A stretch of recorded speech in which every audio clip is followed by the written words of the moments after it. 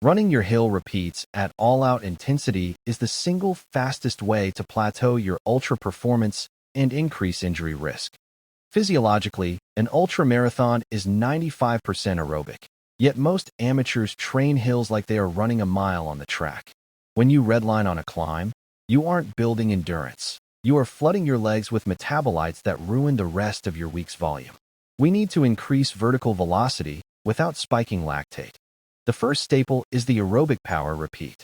Find a grade of 6 to 8% and run 6 repetitions of 4 minutes at RPE 6. Conversational, but breathing hard. Jog down for recovery. This increases stroke volume and cardiac output without the structural damage of flat speed work. But here is the twist. Aerobic power is useless if your brain can't recruit muscle fibers quickly enough on steep terrain. Most runners think they need conditioning to get faster when they actually need neural drive. This is where the hill sprint paradox comes in. 4 hill sprints. We do 8 reps of only 10 seconds on the steepest hill you can find. The critical variable here is the rest period. You must take 3 full minutes of standing rest. We are targeting pure neuromuscular recruitment, not metabolic conditioning. If you are breathing heavy at the start of the next rep, you failed the workout. Finally, for the 50K to 100K specialist, we use uphill threshold blocks to improve lactate clearance.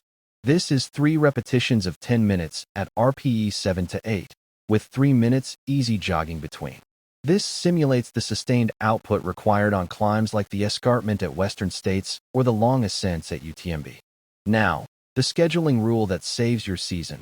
Never stack high concentric load, hard uphill, with high eccentric load, hard downhill, back-to-back. If you do these hill workouts on Tuesday, do not do a heavy downhill running session on Wednesday. Your tendons need 48 hours to reset stiffness. Respect the recovery, build the engine, and I'll see you on the trails.